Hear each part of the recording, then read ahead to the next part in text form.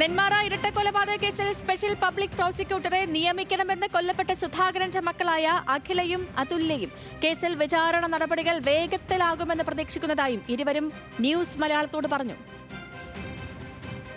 പ്രോസിക്യൂട്ടറിന് തന്നെ ആവശ്യമാണ്. നല്ല രീതിയിൽ കേസ് മുന്നോട്ട് പോകണം. അയാൾക്ക് നല്ലപോലെ തന്നെ നല്ല ശിക്ഷ തന്നെ താക്കണം. 3 പേരുടെ ജീവനാണ് പോയത്.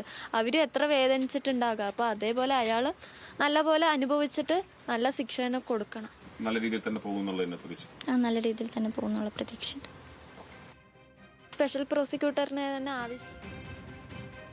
പ്രസാദ് ഉടുമ്പശ്ശേരിയുടെ വിവരങ്ങളുമായി. Prasad, good morning. ചെന്താമര എന്ന കൊടുങ്കുറ്റവാളി അനാഥമാക്കിയ കുടുംബത്തിലെ 2 കുട്ടികളാണ് അവർക്ക് അച്ഛനെയും അമ്മയെയും മുത്തശ്ശിയെയും ഒക്കെ ഇല്ലാതാക്കിയ കൊടും ക്രൂരനാണ് ചെന്താമര. ഇന്നലെയും ഈ കുഞ്ഞുങ്ങളുടെ പ്രതികരണം, ഇന്നലെ ആ കേസിൽ കുറ്റപത്രം സമർപ്പിക്കുന്നു, ആ സമയവും ഈ കുഞ്ഞുങ്ങളുടെ പ്രതികരണം നമ്മൾ കേട്ടിരുന്നു. വധശിക്ഷയിൽ കുറഞ്ഞതൊന്നും ഈ ചെന്താമരയ്ക്ക് നൽകരുത് എന്ന പ്രതികരണവും ഒക്കെ വന്നതാണ്. എന്താണ് കുഞ്ഞുങ്ങൾ പറയുന്നത് പുതുതായി, പ്രസാദ്?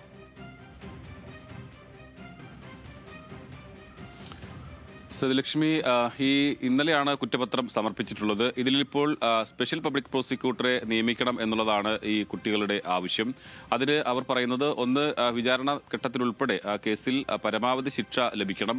അതുകൊണ്ട് തന്നെ അക്കാര്യത്തിൽ നിയമവിദഗ്ധനായിട്ടുള്ള ഒരു സ്പെഷ്യൽ പബ്ലിക് പ്രോസിക്യൂട്ടർ തന്നെ വേണം എന്നുള്ളതാണ്. ഈ കേസിന്റെ തുടക്കത്തിൽ ഇരട്ടക്കൊലപാതകം നടന്നതിന് ശേഷം ആദ്യം ചെന്താമര ഇതെല്ലാം അതായത് ഞാനിത് സ്വയം ചെയ്തതാണ്, എന്നെ വേഗം ശിക്ഷിക്കൂ എന്നെല്ലാം കോടതിയിൽ നാടകീയ രംഗങ്ങൾ ഉണ്ടാക്കിയ ചെന്താമര പിന്നീട് ജാമ്യാപേക്ഷ പരിഗണിക്കുന്ന ഘട്ടത്തിൽ നിലപാടുകളെല്ലാം മാറി. ഞാനല്ല ഇത് ചെയ്തത് എന്നുള്ളതാണ്. അതായത് ഒരു അഭിഭാഷകൻ വരികയും പിന്നീട് ചെന്താമര അവരുടെ എതിർവാദങ്ങൾ പ്രതിക്ക് വേണ്ടി എതിർവാദങ്ങൾ ഉയരുകയും ചെയ്യുന്നത് നമ്മൾ കോടതിയിൽ കണ്ടതാണ്. വ്യത്യസ്ത സംഭവങ്ങൾ. ആദ്യം പൂർണ്ണമായും എല്ലാ കുറ്റവും സമ്മതിച്ച ചെന്താമര പിന്നീട് അതെല്ലാം നിഷേധിക്കുന്ന ഒരു സാഹചര്യം. അപ്പോൾ സ്വാഭാവികമായും ഇതിന്റെ വിചാരണ ഘട്ടത്തിൽ വളരെ കടുത്ത വാദപ്രതിവാദങ്ങൾ ഉണ്ടാകുമെന്ന കാര്യത്തിൽ തർക്കമില്ല.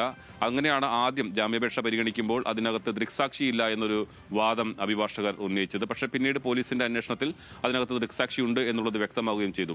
ഈ ഒരു സാഹചര്യങ്ങളെല്ലാം തന്നെ കണക്കിലെടുത്തുകൊണ്ടാണ് ഇപ്പോൾ കുട്ടികൾ അതിനകത്ത് സ്പെഷ്യൽ പബ്ലിക് പ്രോസിക്യൂട്ടർ വേണം, പരമാവധി ശിക്ഷ ഉറപ്പാക്കാൻ നിയമത്തിന്റെ ഭാഗത്തു നിന്നും അല്ലെങ്കിൽ സർക്കാരിന്റെ ഭാഗത്തു നിന്നും സ്പെഷ്യൽ പബ്ലിക് പ്രോസിക്യൂട്ടറെ നിയമിക്കണം എന്നുള്ളത് പറയുന്നത്.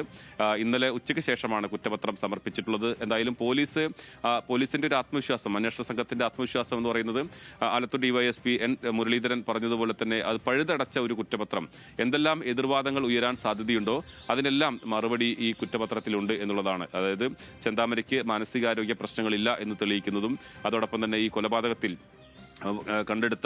കൊല്ലാൻ ഉപയോഗിച്ചിട്ടുള്ള കൊടുവാളിൽ കൊല്ലപ്പെട്ട 2 പേരുടെയും അതോടൊപ്പം തന്നെ പ്രതിയുടെയും DNA പരിശോധനാ ഫലവുമെല്ലാം തന്നെ കിട്ടുകയും അതോടൊപ്പം തന്നെ ചെന്താമര ഉടുത്തിരുന്ന മുണ്ടിൽ 2 പേരുടെയും കൊല്ലപ്പെട്ട 2 പേരുടെയും രക്തം, അങ്ങനെ ശാസ്ത്രീയ തെളിവുകളും എല്ലാ സാധ്യതകളും ഇത് പോലീസ് തെളിവായി തന്നെ കോടതിയിൽ സമർപ്പിച്ചിട്ടുണ്ട് കുറ്റപത്രത്തിൽ.